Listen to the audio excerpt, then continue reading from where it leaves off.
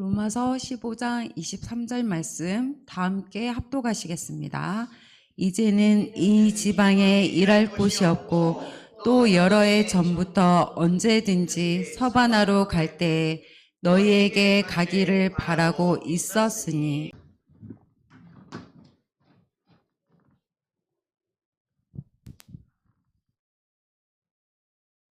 할렐루야! 우리 함께 고백합시다. 예수는 그리스도! 예수는 그리스도! 모든 문제 해결자 끝!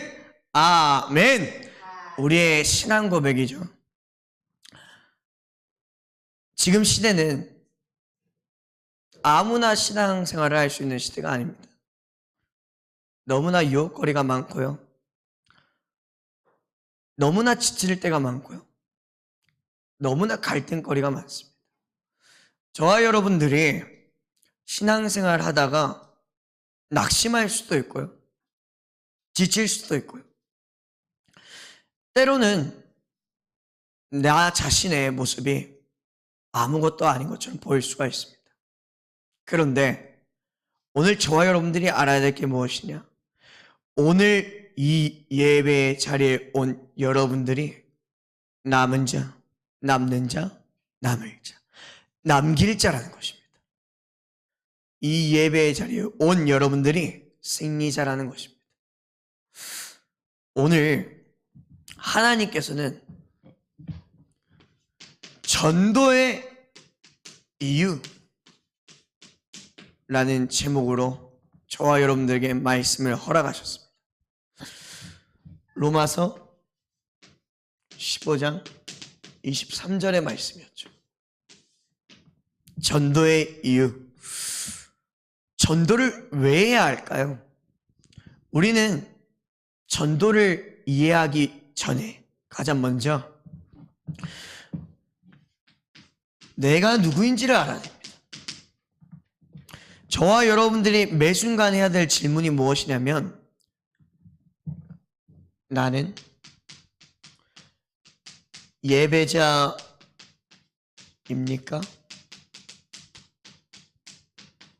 이 질문이 되셔야 됩니다.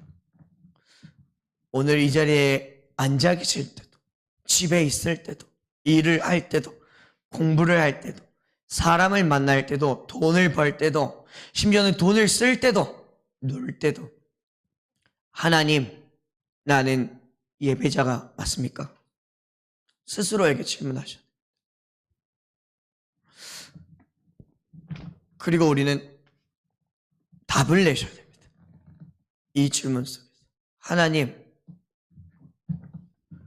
나는 오늘도 죽을 수 있음에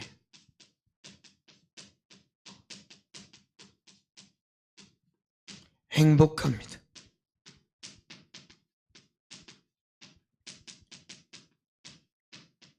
세상 사람들이라면 절대로 이해할 수 없는 말이죠.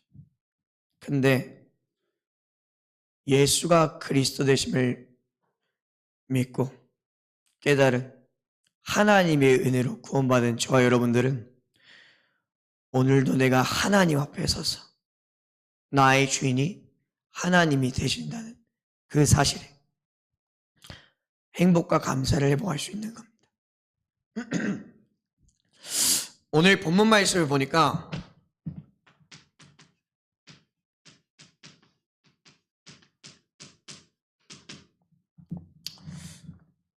하나님께서는 뭐라고 말씀하셨냐면, 더 이상 일할 곳이 없다.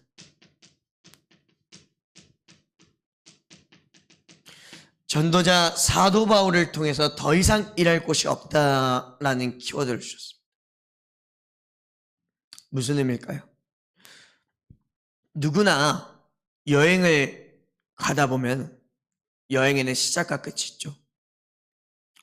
여행을 마치는 시간이 다가오면 수많은 스케줄들과 수많은 사람들과의 만남 속에서 이제는 때로는 마음이 좀 지치고 육신이 피로해져서 쉬고 싶다라는 생각이 들곤 합니다.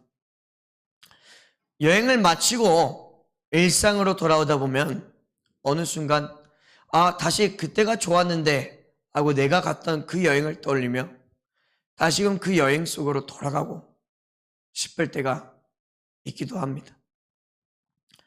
이처럼 전도자의 전도 여정에도 시작과 끝은 존재합니다. 오늘 본문 말씀은 이 사도 바울의 3차 전도 여행을 마무리하면서 고백한 신앙 고백. 바울은 지금 말합니다. 하나님, 지금 내가 있는 이곳에는 더 이상 내가 일할 곳이 없습니다. 그리고 여러 해 전부터 생각해왔던 저는 이제 서바나로 가고자 합니다. 이 말씀이 무슨 뜻일까요? 바울이 한 고백은 무슨 의미일까요? 더 이상 일할 곳이 없다. 이것은 헬라어로 토포스라고. 장소, 기회 이런 의미죠. 바울이 더 이상 일할 곳이 없다라고 한 말은 무슨 의미냐면 하나님, 더 이상 제가 있는 이곳은 제가 복음을 전하지 않아도 될 정도로 제가 이곳에서 사역하지 않을 정도로 제자와 망대, 교회가 충분히 세워졌습니다. 하나님, 더 이상 이곳에는 제가 전도할 황금어저, 재앙지대, 사각지대가 없습니다. 이 고백입니다. 바울은 그러고 나서야 새로운 여행을 이제 떠나겠다고 고백하는 것입니다. 누구나 새로운 여행을 꿈꿔죠. 기존에 하던 것을 관두고 새로운 것을 하고 싶다라는 생각이 들 때가 있죠. 근데 많은 사람들이 지속이 안 되죠. 오늘 하나님의 말씀은 새로운 도전은 지금 내게 맡겨진 사명을 감당한 후에 시작하라. 지금 우리가 해야 될 우선순위가 무엇이냐? 지금 여러분들이 하나님이 여러분들 한 사람에게 맡긴 사명이 무엇이냐? 라고 질문하고 있는 겁니다. 그 일을 마무리하고 너희는 너희의 꿈, 여러 해 전부터 꿈꿔왔던 그 꿈을 이루고자 하느냐? 질문하신 겁니다.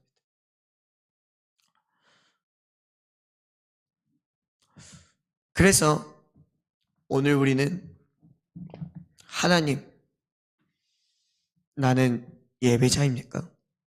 다른 건 하기 이전에 나는 예배를 사모하고 있습니까? 오늘 어떤 마음으로 이 예배를 왔습니까? 여기에 대한 답을 찾으라. 서론입니다. 사람들이 질문할 것입니다.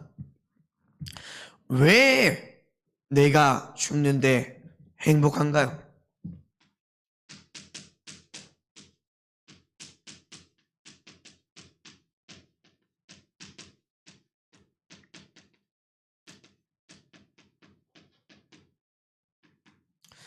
절대 육신적인 기준으로는 이해할 수가 없죠.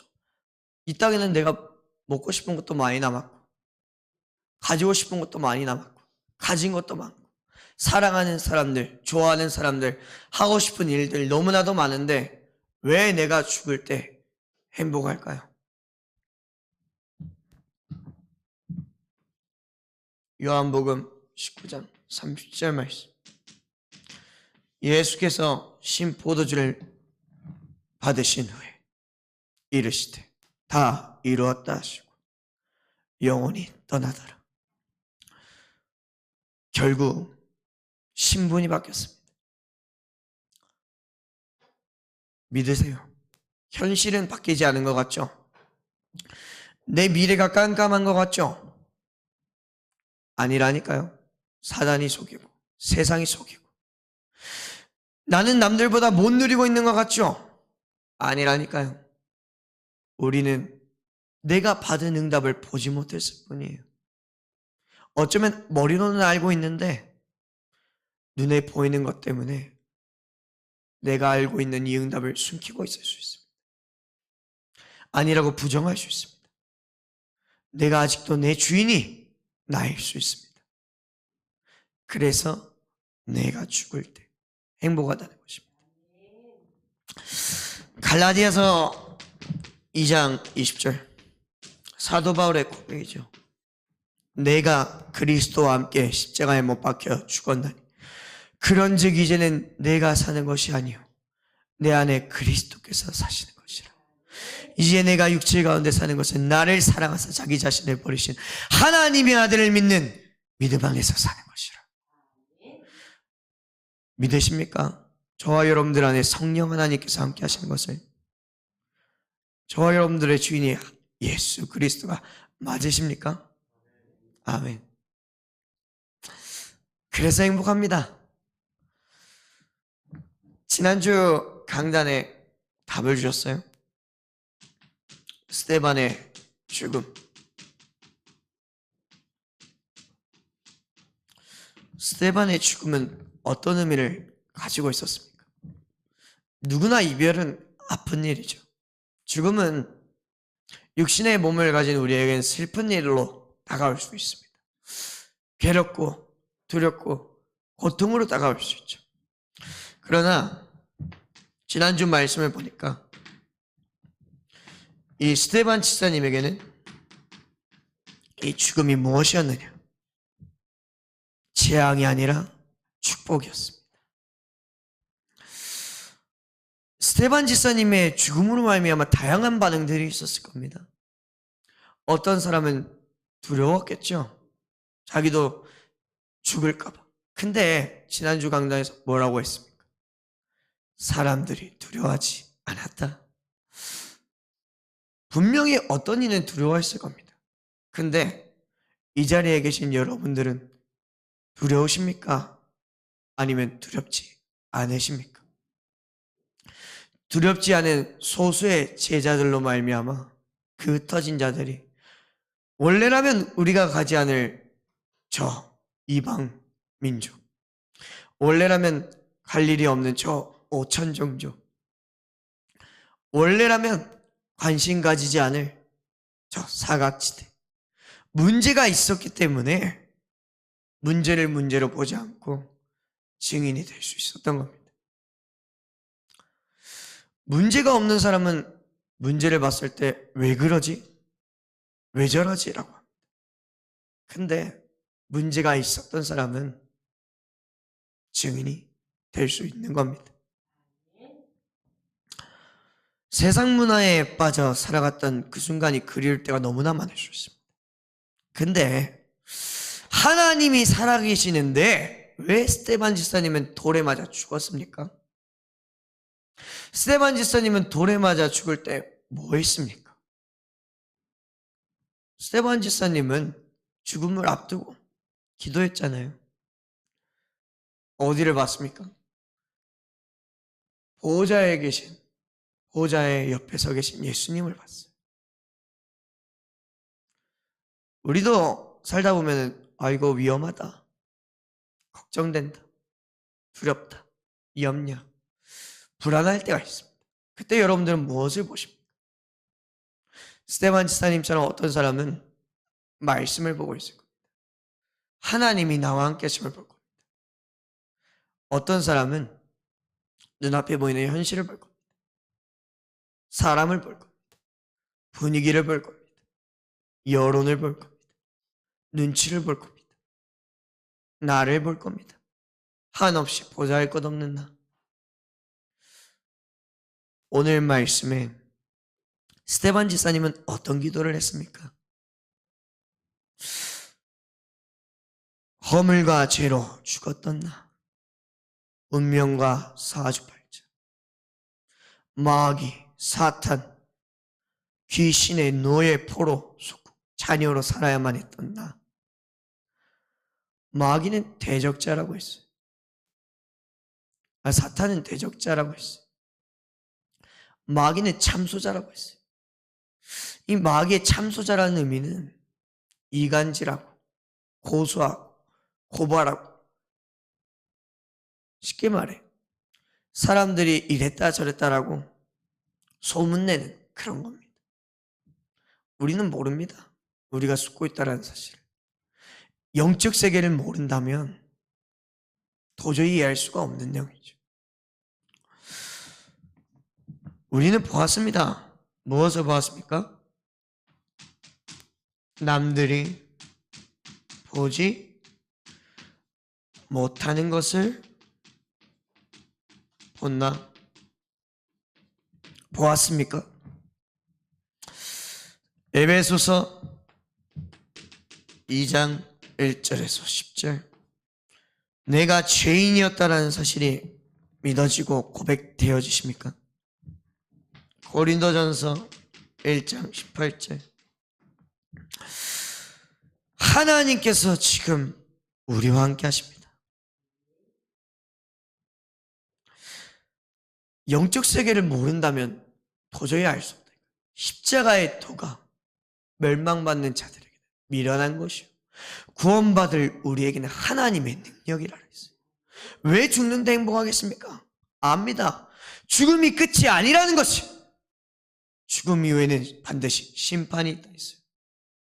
천국 아니면 지옥이 있어요.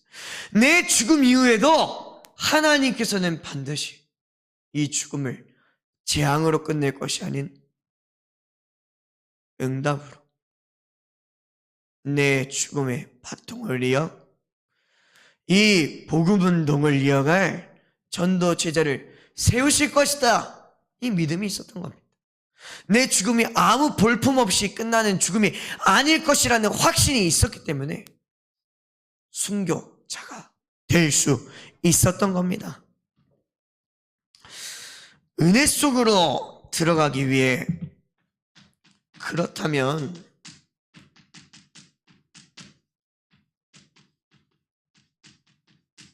우리는 무엇을 내려놓아야 될까요? 모든 성도들에게 해당되는 내용입니다. 저를 포함한 모든 성도. 많은 사람들이 말이에요. 이거 못 내려놓습니다. 물론 저 역시도 마찬가지죠. 가정의 상처 넘어서는데 10몇 년이 걸렸습니다. 얼굴만 봐도 죽이고 싶었습니다. 그런데요, 어느 날 깨달았습니다. 나도 똑같다라는 것을. 상처는 있는데 내려놓기 싫은 내가 있지 않습니까? 맞는 말 듣기 싫어서 버티고 있는 내가 있지 않습니까? 전도해야 하는 것은 알지만 자꾸 미루는 내가 보이지 않습니까? 하나님 앞에서 말고 자꾸 사람 눈치 보고 사람 앞에서는 예배자가 되고 있지 않습니까? 우리는 상처, 틀린 예배,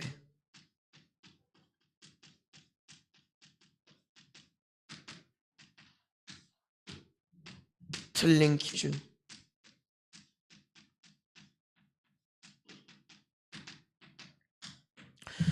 틀린 전도,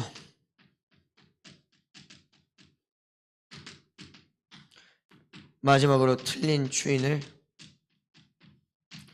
우리는 못 바꿉니다. 내려놔야 됩니다. 본론입니다.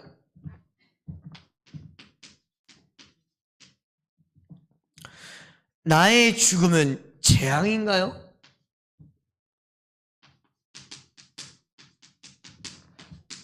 아니면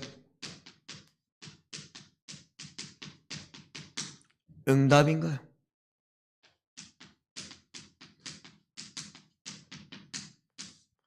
저와 여러분들의 죽음은 재앙입니까? 응답입니까? 로마서 5장 12절. 이와 같은 사람의 죽음은 재앙일 것입니다. 한 사람의 죄로 말미암아 사망이 세상에 들어왔어요. 아담의 죽음은 후대를 멸망의 길로 몰았습니다. 아담의 범죄는 후손의 영원한 멸망의 지옥으로 몰아부었습니다. 저와 여러분들이 교회에서, 가정에서, 학교에서, 산업 현장에서 죽을 때 여러분들의 죽음은 가족을 살리고 계십니까? 후대를 살리고 계십니까? 아니면 제 가운데로 밀어넣고 나오십니까? 질문하셔야 됩니다. 마음은 뜨겁죠. 근데 우리는 경계해야 합니다. 이 마음이 무엇 때문에 뜨거운가? 내 자녀를 사랑해서, 내 부모를 공경해서, 내 아내, 내 남편이 잘 되길 원해서 하는 말인데 그건 재앙입니까? 응답입니까? 교회에서도 마찬가지고요. 어느 곳이든. 우리의 죽음은 사도행전 11장 19절에서 26절. 정말로 응답이 맞습니까? 여러분들의 죽음이 정말 이 세상에 이 복음이 닿지 않았던 현장에 어떻게 가고 있습니까?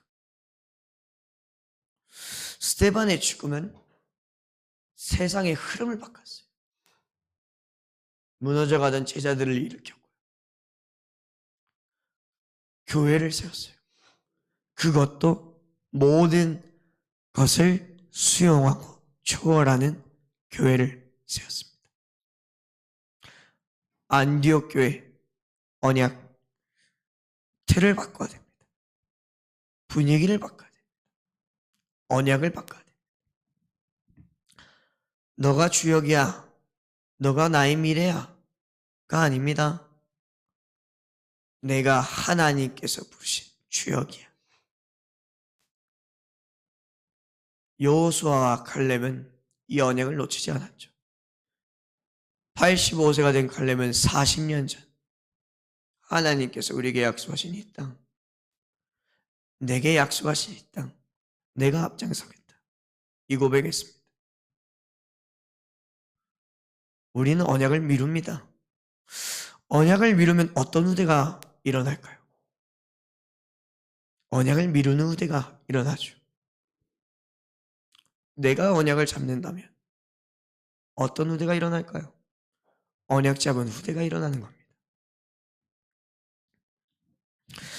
첫 번째로 기름 부음을 받은 자.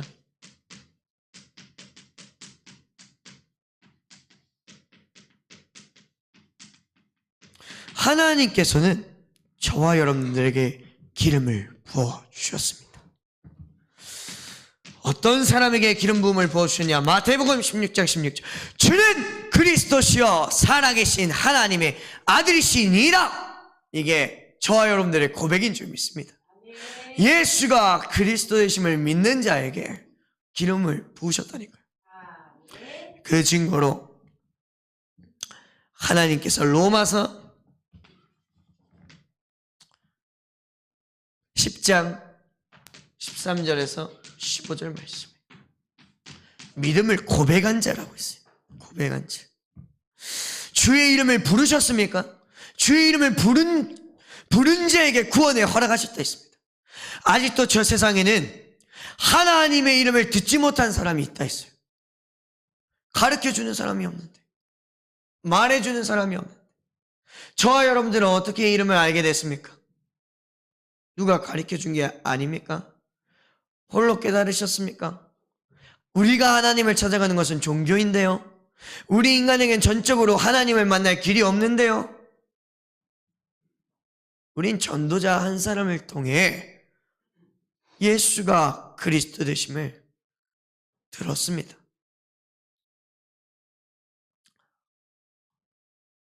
하나님이 그 전도자로 저와 여러분을 부르셨습니다. 그리스도의 권세를 가진 자. 기름 부음의 의미가 뭐예요? 제사장, 왕, 선지자의 권세를 가진 자라니까요. 우리는 살면서 세례를 적게는 한 번, 많게는 4-5번 이상을 받죠. 예수가 그리스도이심을 믿을 때 성령 세례, 성령 내주하시고 하나님의 자녀로서 살아가겠다. 주의 공동체의 일원으로서 살아가겠다. 교회 안에서의 세례. 유아일 때 부모가 태영아 유치 세례를 해줄 수도 있고, 중직자가 될 때도 세례를 받고, 교육자가 될 때도 세례를 받습니다. 그 세례를 기억하시기 바랍니다. 하나님 앞에 내가 세례를 받으며 신앙을 고백했던 그날 우리의 신분이 바뀌었습니다. 권세가 바뀐 겁니다. 그래서 저와 여러분들은 의인은 하나도 없는데 나는 의로운 사람이다. 오직 의인은 믿음으로 말미암아 살리라. 의인은 하나도 없다 했어요. 로마서 3장 10절에. 그런데 하나님께서는 나를 로마서 1장 17절에 오직 의인은 믿음으로 말미암아 살리라 라고 기름 부으셨어요. 그래서 우리는 오늘도 예배 속에서 예배 오시기 전에 소망을 가지셔야 됩니다. 소망을 가져라. 왜 나에게 응답이 없나요? 왜 나의 삶은 불행한가요? 바로 이것 때문입니다. 왜 우리 교회는 안 되나요? 소망이 없어서 그래요. 소망을 가지시기 바랍니다. 왜 우리 가족은 아직도 가정 가문복음화가 안 되나요? 소망이 없어서 그래요. 로마서 15장 23절.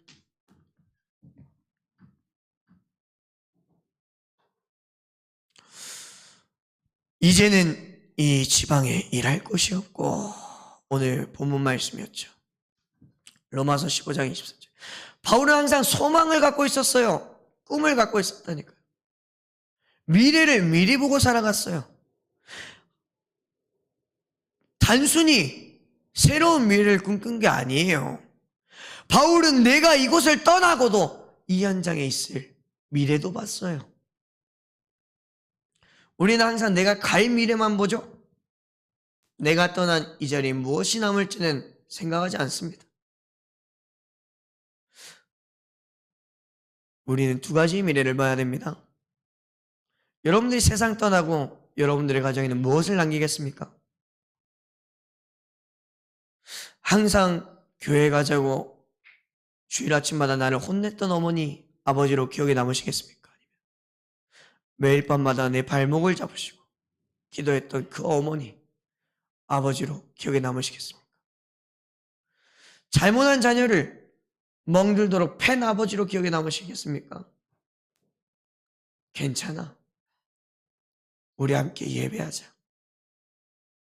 기도하고 답을 내자. 잘못할 수 있어. 실수할 수 있어. 사과하면 돼. 고치면 돼. 라고 가르쳐 주시겠습니까?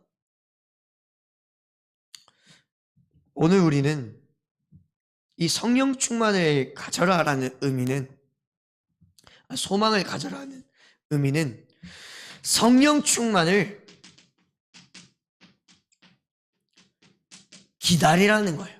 기다리라. 성령 충만을 받아라가 아닙니다. 어떤 사람이 성령 충만 받습니까? 성령 충만을 기다린 자가 받는 거예요. 그 12명의 신부 아시죠? 10명이었는지 12명인지 제가 잠깐 헷갈립니다만, 등불을 가지고 있던 그 신부들의 비유. 절반은 기름을 추가할 것을 갖고 왔었는데, 절반은 기름 추가할 걸 안 갖고 왔고 기름 사러 갔잖아요. 남편이 왔을 때 기다리고 있을 겁니까? 안 기다리고 계실 겁니까? 기다리는 자가 받을 수가 있다니까요.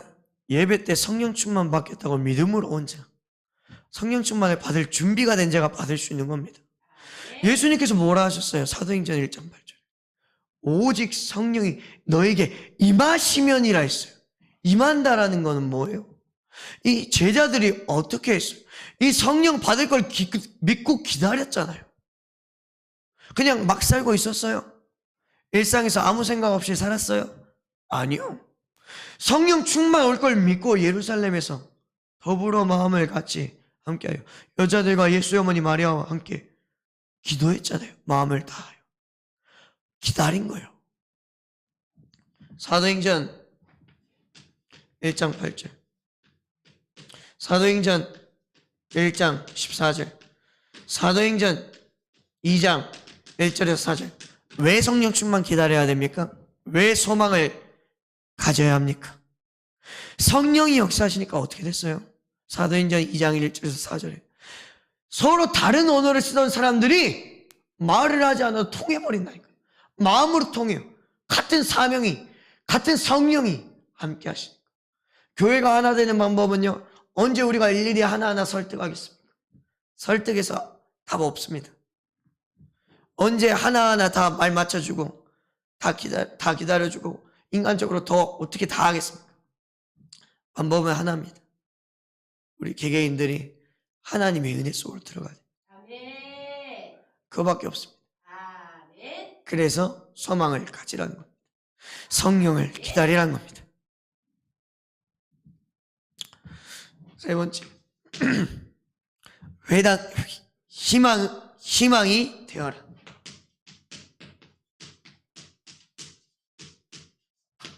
저와 여러분들은 희망이 되셔야 됩니다. 희망이. 여러분들을 봤을 때 답 없다 이 생각 들면 안 된다니까요. 희망. 제가 이렇게 말하니까 좀 너무 부담으로 다가올 수 있겠지만 저는 항상 그래, 희망이 되는 사람이 되자. 단순히 구호인 것처럼 말하는 것 같지만 아니라니까요. 예수는 그리스도, 모든 문제의 해결자. 끝! 아멘인 걸 믿으니까 맨날 시작으로 고백하는 겁니다. 믿으니까.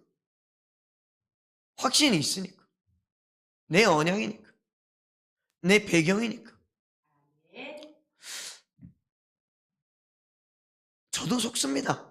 사람이기 때문에. 그런데 말씀을 붙잡았다는 것은 스테반 집사님의 얼굴은 어떤 얼굴 같았다 했죠? 천사의 얼굴 같았다 했습니다. 그 언약 붙잡고 있으면 강단에 서 있는 제가 우울하고 침울하고 막 인상 찌푸리고 있으면 어떻게 되겠습니까? 언약 붙잡고 하는 천사의 미소는 응답입니다. 아닙니까? 남들이 그냥 잘 보이기 위한 미소는 인본주의가 될 수도 있겠죠. 근데 저는 믿습니다. 내가 이 은혜 속에서 있으면 모든 사람이 스테반 집사님의 얼굴을 봤더니 천사의 얼굴과 같았다라고 한 것처럼 언약 붙잡은 나의 미소는 응답이다.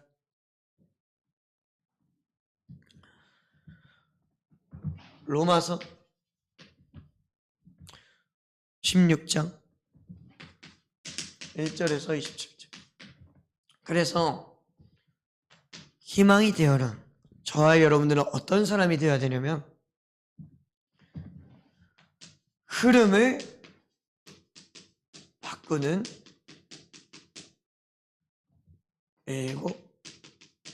일꾼처럼 되라.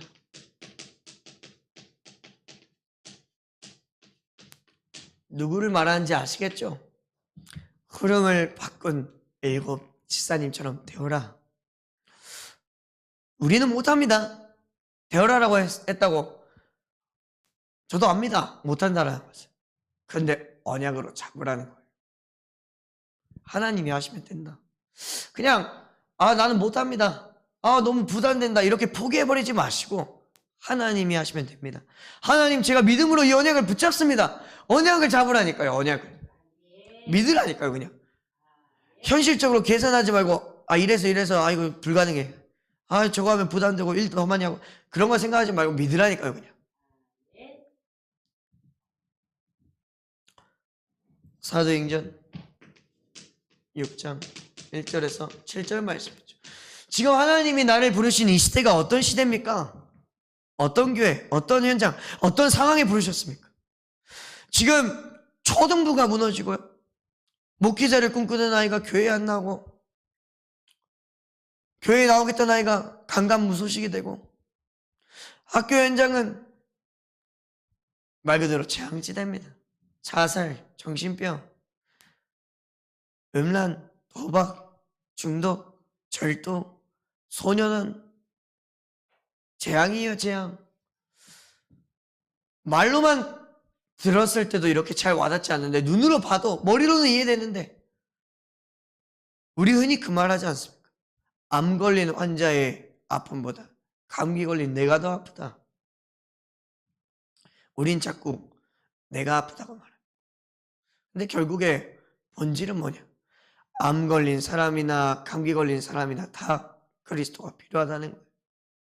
내가 완전히 치유될 때까지 언제 기다리시겠습니까? 내가 치유가 되어야지 증인입니까? 하나님은 그런 적이 없어요. 너의 있는 모습 그대로 오라고 했어요. 수고하고 무거운 짐진 자들아 다 내게로 오라. 내가 너희를 쉬게 하리라 라고 했는데 우리는 하나님 아직 때가 아닙니다. 난 아직 문제가 많아요. 증거가 없어요. 난 아직 증인이 못 돼요. 이럽니다. 언제 증인 되려고요? 우리는 죽을 때까지 육신적인 기준으로는 증인이 될 수가 없습니다. 그래서 지금 증인이 돼야 됩니다. 다른 것에 증인되는 게 아니라 그리스도의 증인되면 됩니다.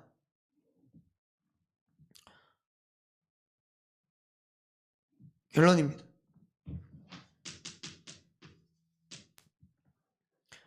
삶이 전도다.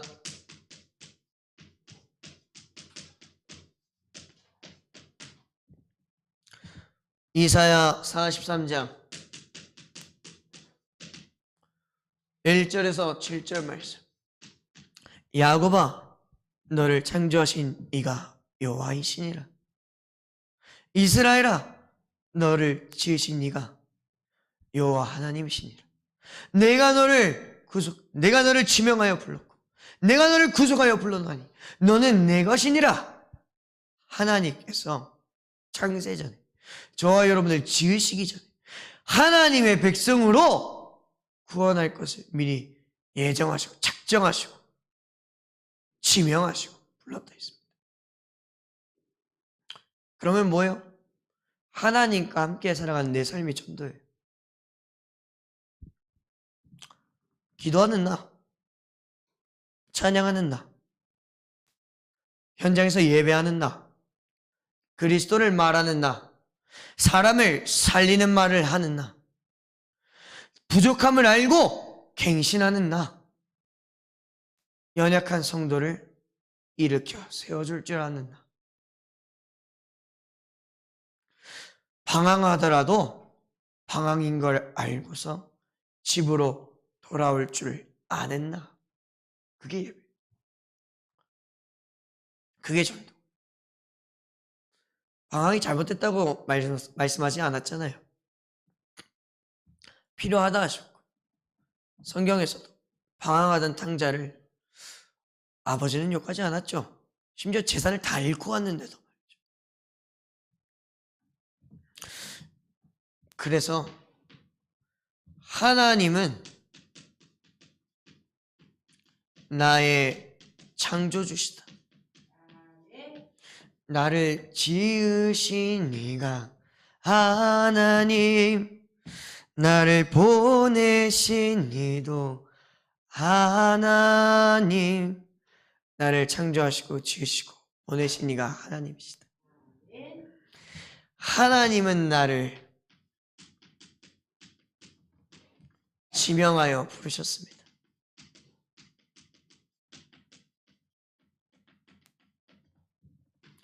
누가 시킨 게 아니라 하나님이 지명한 겁니다. 나는 하나님의 것입니다.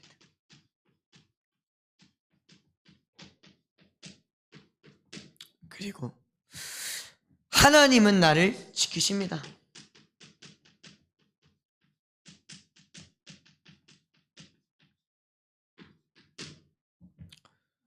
하나님은 나를 보배롭고 존귀하다고 하셨습니다. 하나님은 백성을 모으시고 하나 되게 하십니다.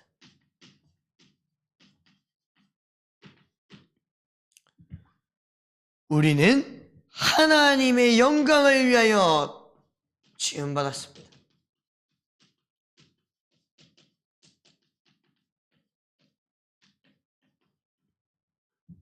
우리 중고등부 청년 랩런트들은 그래서 뭐 하라는 거냐 이해 안 될 수 있습니다. 그래서 내가 뭐 할 수 있습니까? 이해 안 될 수 있습니다. 괜찮습니다.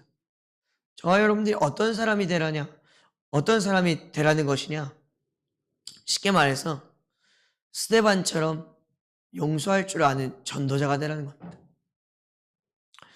바울처럼 과거를 회개하고 삶의 방향을 바꾸라는 겁니다. 성도의 정체성을 꽉 붙잡으라는 겁니다. 여러분의 현장에서 흐름을 바꾸는 주역으로 쓰임받으라는 것입니다. 이상입니다. 기도하겠습니다. 살아계신 하나님 아버지 감사합니다. 하나님 연약한 우리를 오늘 말씀 안에서 하나님 자녀의 신분과 권세 그 배경 아래에서 예배의 자리로 인도하신 은혜에 감사합니다. 연약한 우리를 이곳에서 쉬게 하시고 힘을 얻게 하시고 또 새로운 여정을 준비하시고 마트마 현장을 감당케 하시는 주님, 영력, 지력, 체력, 경제력, 인력 모든 것을 약속하신 주님, 오늘 우리가 스데반과 같이 용서할 줄 아는 전도자가 되게 하여 주시옵소서. 우리가 바울처럼 지난 과거를 회개하고 삶의 방향을 하나님께로 바꾸게 하여 주시옵소서. 성도의 정체성을 확립하게 하여 주시옵소서. 어려운 현장에서 흐름 바꿀 주역으로 나를 사용하여 주시옵소서. 예수 그리스도 이름으로 기도합니다. 아멘.